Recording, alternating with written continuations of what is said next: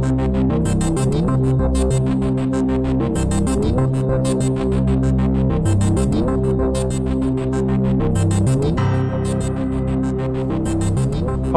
and welcome to the 7th episode of Season 7 of the Dark Money Files, in which we shine a light into a murky world.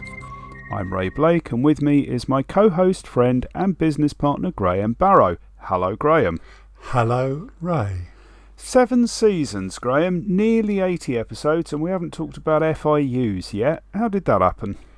Well, I suppose lots of other things to talk about. And we are easily distractible, Ray. Well, we certainly are. That is something that we both suffer from to a degree. Well, I see it as a strength, Ray, really. Not having a strict agenda to follow allows us to go where the stories of the day take us. And let's be honest, we're really short of news stories to comment on. Well, that's one way of looking at it, I suppose. But we also know that our wonderful listener also appreciates our episodes around some of the more technical aspects of what we do. And, you know, every time we do one of them, we also tend to learn more about the subject just by doing the research. Well, in that respect, Ray, I could not agree more. So, FIUs then, Financial Intelligence Units. Or WIFs, as they're known in the Spanish-speaking world. Are they WIFs? Well, I'm going to mangle this pronunciation, but I believe that is the abbreviation for Unidad de Inteligencia Financiera. Well, that's a good effort, Graham. Mucho gusto to you. That sounded like I'm being damned by fate, praise, Ray, but thank you anyway. 403 days of Duolingo Spanish, Graham. Duolingo? Yeah. Is that some sort of app or training course? Yes, it's the sort of thing embraced by the young people these days. Well, fair play to you, young person. Let's move on. I think we should start, as we often do, Ray, by providing our listeners with an overview of exactly what an FIU is and the different types which operate around the world. And that may well be the first thing that's new to many. There are different types of FIUs. But let's start, as you say, with a broad definition. The role of an FIU is to act as a national centre for the receipt and analysis of suspicious transaction or suspicious activity reports, and any other intelligence relating to money laundering, the associated predicate offences, or the financing of terrorism. So they're a sort of clearinghouse for incoming SARS. Well, to a degree, they can also obtain additional information in order to assess whether there is sufficient evidence to warrant a full-blown investigation by the relevant law enforcement agency. And that's an important distinction, isn't it? The FIU itself is not part of the law enforcement agencies. Yes, and we'll come back to that a bit later, but as we're about to see, the degrees of separation vary between different FIU models. And I believe there are 4 of those different models altogether. Yes, which surprised me, I must say. But let's go through them one at a time. The first is the judicial model. Okay, which I guess means it sits within the judicial branch of government. Yeah, absolutely. Now, normally there are 3 branches of government. There's the judicial, the executive, and the legislative branches. The executive formulates policy, the legislature enacts it, and the judiciary ensures it's adhered to. Well, that's as good a summary, I think, as I've ever heard. Right? Well, to be fair, Greg, well, thank you, but to be fair, there is a bit more to it than that, but it's a decent working definition for our purposes. It certainly seems to be. So, going back to the FIUs, in the judicial model, they have direct access to the people and powers which can come into play when acting on SARS. Yeah, things like seizing or freezing of funds, conducting interviews, arresting people, issuing search warrants, and so on. Okay, and the second type? Well, that's the law enforcement model, which actually implements AML measures alongside existing laws and which supports the efforts of multiple law enforcement or judicial authorities. Okay, so what about the third? Well, that would be the administrative model, which is a centralised and independent administrative authority, which simply receives and processes information, which it then transmits to the relevant judicial or law enforcement agency for investigation or prosecution, as the case may be. So that is the clearinghouse version, isn't it? Yes. Yep. And that just leaves a fourth then, Ray. Yeah, well, that's a hybrid model which acts as a link between judicial and law enforcement authorities, combining elements of at least two of the previous models. And that's the role that the FIU here in the UK performs. Yeah, absolutely. So it sits within the National Crime Agency. So I'm going to hazard a guess that there's a very close relationship between the judicial and law enforcement arms. Yeah, now, where does the requirement, Ray, to actually have an FIU come from? Well, from necessity, Graham. But True. Seriously, though, it is called out as Recommendation 29 of the FATF 40 recommendations. And I'm quoting now. It says, countries should establish a financial intelligence unit, FIU, that serves as a national centre for the receipt and analysis of A, suspicious transaction reports, and B, other information relevant to money laundering, associated predicate offences and terrorist financing, and for the dissemination of the results of that analysis. The FIU should be able to obtain additional information from reporting entities and should have access on a timely basis to the financial, administrative and law enforcement information that it requires to undertake its functions properly.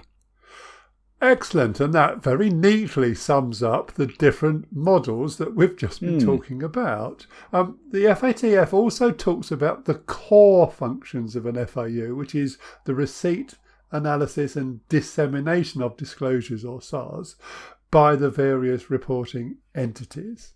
Yeah, it does. It makes a big deal out of the requirement for operational independence free from political or commercial interference. I'm not sure, Ray, that's always the case in the real world. Well, no, it can't really be, can it? Although it would be one of the things that would be checked during a mutual evaluation report. Well, exactly. And looking at the 2018 MER for the UK, we see that it states the UK operates a law enforcement style FIU, and then goes on to explain how the UK meets its requirements in respect of receipt, analysis and dissemination of SARS. Yes, along with the interesting observation that there were some concerns about the operational independence of the FIU, in particular with respect to a lack of resources causing issues in its ability to conduct operational and strategic analysis, which highlighted a potential issue in whether it has the authority to seek additional information from reporting entities to perform that analysis. Interesting. And we should add, for the benefit of our global audience, that other MERs are available. Well, yes, they are. There's a full set of them. If you go to the FATF website at FATF-GAFI, .org, and follow the link available on the left-hand side of the home page to mutual evaluation, you can then search for your home country, or any countries for that matter, latest report, along with all of those that have been performed previously. Exciting stuff. Now, Ray, we can't really do an episode on FIUs without mentioning the Egmont Group. Well, we could, but we'd be underselling our listener, I think, Graham. Right. Shall we start with a bit of history?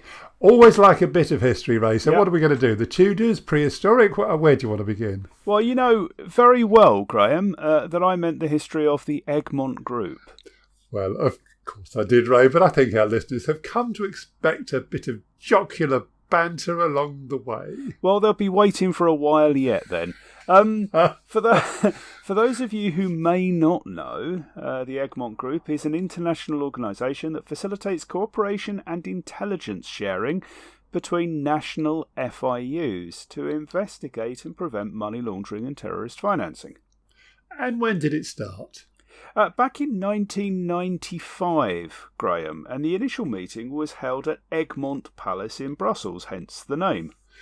Home, I believe, once upon a time to Lamoral, the Count of Egmont, about whom, Ray, Goethe wrote a play, and for which Beethoven wrote the Egmont Overture. Well, it sounds like the sort of thing he'd have been likely to do, quite frankly.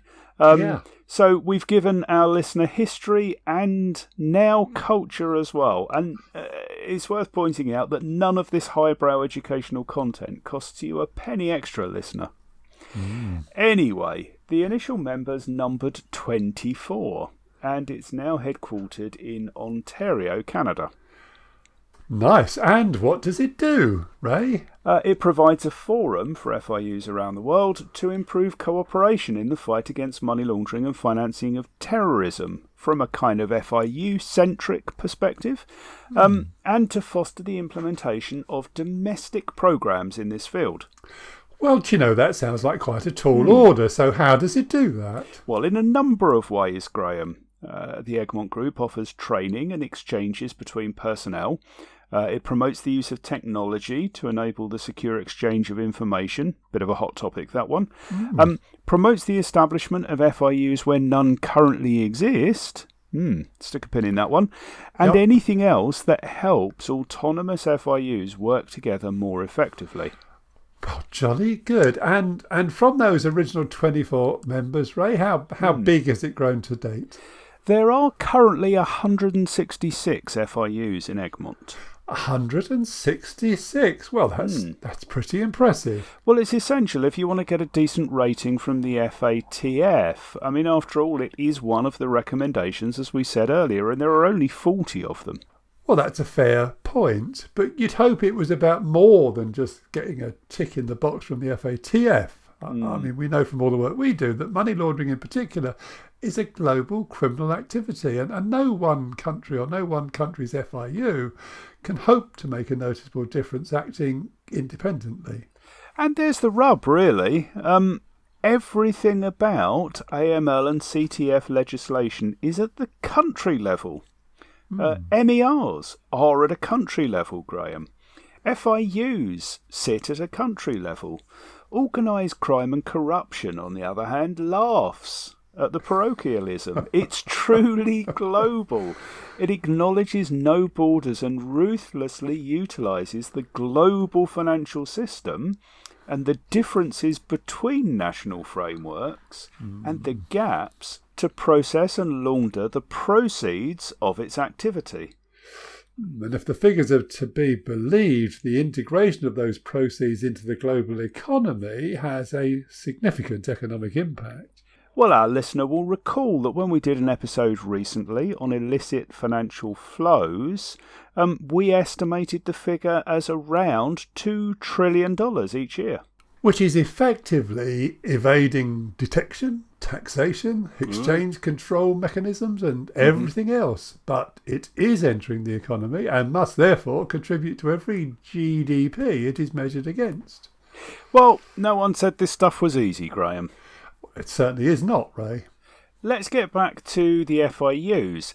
Now, here in the UK, as we've pointed out previously, the NCA receives more than 500,000 suspicious activity reports every year. Yeah, and we've spoken at length also about the sums involved, the role of the Defence Against Money Laundering, or DAML-SAR, and the spread of SARs across the different organisations that are required to file them. And it's worth bearing in mind that DAML-SARs are around 13% of the inflow, Graham. That's over 1,250 SARs a week landing at the NCA with a 7-day clock ticking. Yeah, and it's a rising number too. But what we haven't spoken about is some of the other activities that the FIU gets up to. No, and while this relates specifically to the UK's FIU, it is very likely to be true for most countries with a similar setup. Yeah. So first of all, the FIU engages with a number of different groups to improve the quality of SAR reporting, including working groups from challenger banks, crypto, payment service providers, e-money and other fintechs, alongside its long-standing work with more traditional financial institutions. Yeah, but it's not just financial firms it interacts with, is it? It holds regular meetings with the different law societies, for example, across the country, as well as the equivalent accountancy bodies. And you won't be surprised to learn that it's equally active with the Gambling Commission, HMRC, and others.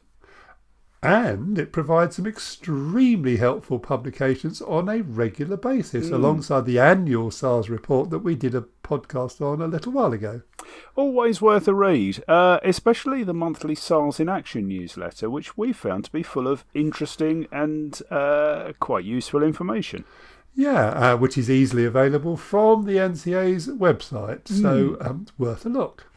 Definitely, and a close study of some of the SARS supporting material will dispel a few misconceptions too. Oh, and do you have an example of that, Ray? I certainly do, Graham. Listener, if you're an MLRO and you arrive at a suspicion that a crime is being committed or is about to be committed, let's say modern slavery as an example, where should you report it? Graham? I know this one, Ray, but it does surprise some people because it's not the NCA, is it? No, Graham, it's not. That MLRO in question is required to dial 999 and make a report to the police. Yes. I mean, they should also be filing a SAR. Yeah. But the important point is that filing a SAR is not reporting a crime, technically, and does not supersede that obligation. And I think that's worth knowing. Do you know, Ray, so do I. OK, so look, that's our roundup of all things FIU and Egmont. What's next? Well, there was a story carried here very recently in the UK about the names most commonly used by scammers to persuade people to invest in dodgy schemes. And do you know who they are, Ray? Tell me, Graham. Martin Lewis, which will mean something to British people, but maybe not to others, and Sir Richard Branson. That's very interesting, and I think, international equivalents will be well known to our listeners who are so located. Oh, I think so. So I thought it might be appropriate to do an episode looking at the rise of online scamming and maybe some of the methods people can use to avoid being scammed. Well, I'm looking forward to it.